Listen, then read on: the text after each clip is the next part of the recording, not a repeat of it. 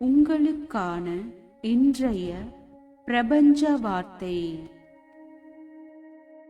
நமது ஆழ்மனம் எதை விரும்புகின்றது என்று நமது ஆழ்மனதிடம் நமது விருப்பம் மற்றும் தேவையை கூறுவதை விட அவை அனைத்தும் இப்போதே நம்மிடம் இருப்பதாகவும் அவை அனைத்தையும் அடைந்து விட்டதாகவும் தெரிவிப்பதையே விரும்புகின்றது.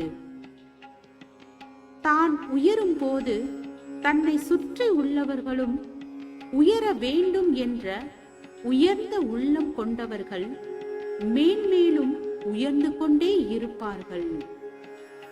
எண்ணம் போல் வாழ்க்கை. வாழ்க வளமுடன்.